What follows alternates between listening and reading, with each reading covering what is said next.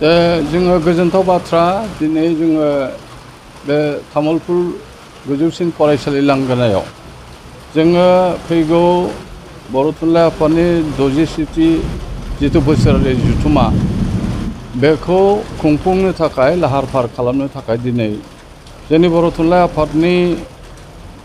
खावलायनायाव तामुलपुर जिल्ला बर' थुनलाइ आफादा बेखौ मानिनानै आरो बिथांमोना गनायथि होनानै दिनै बावहाय रायजोआरि मोनसे खुंदों आफाद खुंदों आरो बिनि गेजेरजों दिनै बिटिआरनि EM खौ लानानै धर्मनारायण दासखौ आफादगिरि हिसाबै लानानै आरो सानै वार्किं प्रेसिडेन्ट मावफुं आफादगिरि लानानै दिनै मोनसे गोख्रों बानजाय आफाद दानाय जाबाय आरो मावफुं आफादगिरि हिसाबै तामुलपुरनि बारग' MLA सन्दीप बसुमतारी आरो जोङो बे गरेस्वरनि MCLA पबित्र कुमार बर' बिथांमोनखौ लानानै आरो रत्नेश्वर बर' गाहाय नेहाथारि हिसाबै लानानै मोनसे गोख्रों बानजाय आफाद दानाय जाबाय आरो माखासे दालाय आफादखौबो दिनै दानाय जादों गोनां दालाय आफादफोरखौ जेरै सुजु आफादखौ दानाय जादों फाइनान्सनि साब कमिटिखौ दानाय जादों बेबायदिनो माखासे साब कमिटि एबा बे दालाय आफादखौ दानाय जादों जोंनि खोथा बेनोमोन थांनाय 60थि बोसोरारि जथुम्माखौबो जोङो बेवहायनो तामुलपुरनि बे गोजौसिन फरायसालि लांगोनायाव जोङो एप्रिल दाननि 10 आरो 11 अक्ट'आव खुंदोंमोन नाथाय बे मिथिंगायारिनि जाथायनि थाखाय बारहुंखानि थाखाय गोबां जालाखार बिलाखार खालामनायनि जाउनाव जोङो थान्दै मेलखौ खुंफुंनो हायाखैमोन आरो बे थान्दै आद्रा थानाय तामुलपुरनि थान्दै मेलखौ जों देग्लाय फैगौ अक्ट'बरनि 2 आरो 3 अक्ट'बर खालि जों साननैनि हाबाफारिजों बिजिनियाव खुंनो लाहार फाहार खालामबाय आरो दा बे 67थि बर' थुनलाइ आफादनि जिथुनिखि बोसोरारि जथुम्मा जों तामुलपुरावनो लाबोफिनबाय आरो बिथांमोनहाबो गनायथि होबाय आरो बिटिआरनि CEM प्रमद बर' बिथाङाबो जिहेतु बे तामुलपुर बिहाबनिनो सासे MCLA आरो दा बिथाङा CEM जानानै दं बिथाङाबो बहाय गोसो होदों जे आंनि समस्थियाव लाबोयोबा मोजां जागोन आरो जोंहा आयेन आफादनि आसाम आयेन आफादनि बुंथिगिरि मानव गेदेर बिस्वजित दैमारियाबो बिथाङा गावनि खाथियावनो जिहेतु तामुलपुरा आरो बिथाङा बारग' MLA मोन बिथाङाबो बेयाव लाबोनायखौ बिथाङाबो साबजादों आरो बे ओनसोलनि जायफोरनिखि गोरों गोरा दङ मेलेमजिबिफोर दं फोरोंगिरिफोर दं समाज सिबियारिफोर दं बिथांमोनहाबो दिनै गावनि बांबुथायनि गेजेरजों आरो MCLA बहाय बिजितगोरा नार्जारिजों लोगोसे बहाय रनेन्द्र नार्जारि EM बिथांमोननि नुजाथियाव बारग' EM देबेन बर'मोननि नुजाथियाव आरो बे फरायसालिनिनो बारग' गोरायुं नारायण ब्रह्म आरो माखासे सानसुमैफोरनि नुजाथियाव दिनै गोख्रों मोनसे बानजाय आफादखौ दानाय जाबाय आरो अक्ट'खौ जोङो उनाव थि खालामगोन आरो जोङो होनदों जे कभिड परिस्थितिखौ नायनानै कभिडनि आबहावाखौ नायनानै जोङो थाबैनो खुंनो नाजागोन जे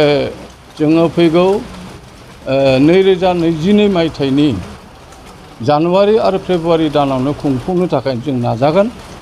आरो जों आसाफारिया बर' थुनलाइ आफादा अराय आसाफारिदों बे जातीय अनुस्थान एबा हारिमायारि आफाद बर' थुनलाइखौ हारि धोरोम बयबो जेबो सानालासिनो गावनि आंगो आफाद होननानै सानना लानानै बिथांमोना मदद होगोन हेफाजाब होगोन आरो गासै बिथिंनिफ्राय हेफाजाब होगोन होननानै जों आसाफारिदों आरो जों आसाफारियो जे बर' थुनलाइ आफादनि बे थांखि आरो बिथांखि आरो साननाया जाफुंसारगोन बेखौनो जोङो आसाफारिदों आरो बे तामुलपुर हालामनि गासैबो दिनै जाय बिथांमोनहा बेवहाय बाहागो लानानै बिबुंथि लाखिदों बिथांमोनहा बरायदों बे 67 बोसोरारि जथुम्माखौ खुंफुंनो थाखाय बेनि थाखाय आङो बर' थुनलाइ आफादनि जानानै गोसो गोरबोनिफ्राय साबायखर बुंदों। रन्जन दैमारिया बेहा हाइनेस क्राइम दं, खिन्थु बिथाङा 2020 मायथाइनि जिथुनाखि 24 जानुवारि खालि सुक्ति जालांदों। बे सुक्तिया बिथाङा जोबथेसालिनिफ्राय लांजानानै बिथाङा माने गोदान दिल्लीयाव थांनानै बिथाङा वान अफ दा सागोनगिरि सासे माने सुक्तिखारि हिसाबै बिथांखौ लांनाय जादोंमोन आरो सुक्तिखारि हिसाबै बिथाङा जेनेरेल एमनेस्टिखौ मोननांगौमोन। बिथाङा जिखि केस थाया मानो बिथांखौ जेनेरेल एमनेस्टियाव लाबोनानै बिथांखौ हगारनांगौमोन आरो बिथांखौ दासिमबो हगारनाय जायाखै। बिथांखौ गेजेर खन्द'आव जोङो बर' थुनलाइ आफादा मोनसे हिउमेनिटेरियान ग्राउन्डआव बिथांखौ सेन्ट्रेल जेलनिफ्राय लाबोनानै 10 बेटेलियन केम्पआव लाबोदोंमोन आरो 10 बेटेलियन केम्पनिफ्राय दा बेखौ शिफ्टिं खालामनानै चिराङाव लांबाय। दा बे खोथाखौनो जों बुंदों जे सागोनगिरि हिसाबै बिथांखौ हगारनांगौ, खिन्थु जों बुङा जे बे क्रिमिनेलनि केसफ्रा बेफोर जुडिशियेल मेटार, जों बेहाय बुंनो हाया। नाथाय सागोनगिरि हिसाबै बिथांखौ माने हगारनांगौ आरो गोदानै जिथु दादों माने जिथुनिखि माने बिग्रायारि हान्जा दादों, बे बिग्रायारि हान्जानि बे मावथिफोरखौ जों अराय माने जोङो माने खावलायबोदों जे जोंनि गेजेराव गोजोन थासारि नांगौ, समाजाव गोजोन थासारि नांगौ आरो बेबायदि बिग्रायारि हान्जा दाफिननानै जुदि जों समाजाव अराजकता सृष्टि खालामो बा दावराव दावसि खालामो बेयो जोंनि थाखाय मोजां नङा। बेनिखायनो जों बिथांमोनखौ मेइन स्ट्रिमाव फैनानै बिथांमोना समाजजों गोरोबफैनानै खामानि मावनांगौ। नाथाय बिथांमोन बे गोदानै हान्जा दानायखौ लानानै जोंनि गेजेराव गोबाङानो दान्थे बिदान्थे खालामदों आरो दान्थे बिदान्थे खालामनानै नै दाख्लै बावैसो लंसनाव सानै गथ' थैनाय आरो बिनि गुदि खिथा मिथियालासिनो माखासे खौरांगिरिफ्रा बिथांमोनहा जेरै हागौ एरै फोसावनायाबो थिग जायाखै। बेनिखायनो जों होनदों हाइ लेभेल इनकुवारि जानांगौ आरो दा वान मेन कमिसन इनकुवारि कमिटि दाबाय आसाम गभर्नमेन्टआ, बेखौ माने मानगोनां गिबि मन्थ्रिया अर्डार होबाय। बेनि थाखाय जों साबायखरखौ बावो जाहाथे बै सानै गथ'नि बेनि बिथांमोनखौ माने इनाय भाबै बुथारनाय बिनि सायाव नायबिजिरनो थाखाय बे कमिसना मोजाङै नायबिजिरनानै रिपर्टखौ होयो आरो जोंनि गेजेराव भुल बुजाबुजि बा दावराव दावसिया जानो नाङा। बेबायदि जाथायखौ लानानै जोंनि गेजेराव खौसेथि थानांगौ, जोंनि गेजेराव माने जोङो गोजोन थासारि लाबोनांगौ समाजाव। बेखौनो जों खावलायो जे बिथांमोनहा जुदि बोराबदोंबा माबा मोनसे बिथांमोनहा माने मोनाखैब्ला बिथांमोनहा सावरायनायनि गेजेरजों सरकार आरो बिटिआर सरकारजों सावरायनानै बिथांमोनहा गोजोन थासारि लाबोनायाव हेफाजाब होनाय। बेयो बिटिआर सुक्तियाव लिरनाय दङ, MOUआव लिरनाय दं 6.3 जिथु दफा लिरनाय दं। बे दफाया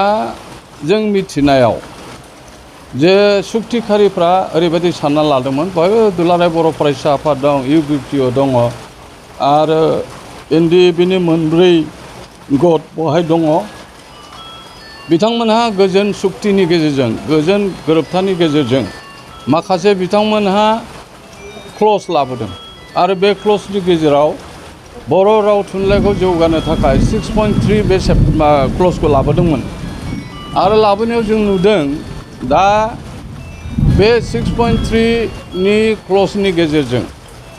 जुदि स्कुलफोरखौ सोरखारि खालामनांगौब्ला बा कलेजफोरखौ सोरखारि खालामनांगौब्ला माखासे क्राइटेरिया बाव हाबनानै थायो आरो सरकारनि जिथुनिखि रुल्स एन्ड रेगुलेसन गाइडलाइन बेखौ मानिनो गोनां जायो। बेनिखायनो जों बुंदों जे 6.3नि गेजेरजों जेसेबांनोखि बे सरकारि माने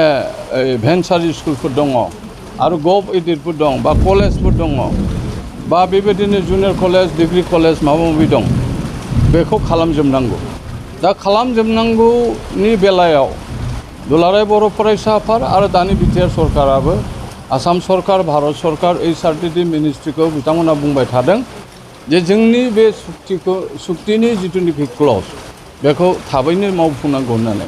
खिन्थु बिथांमोना दासिमबो जोङो मावफुंजोबनाय जों नुवाखै। जों आसा खालामो उननि बुब्लियाव बे मावफुंनायनि राहा बिथांमोनहा लागोन।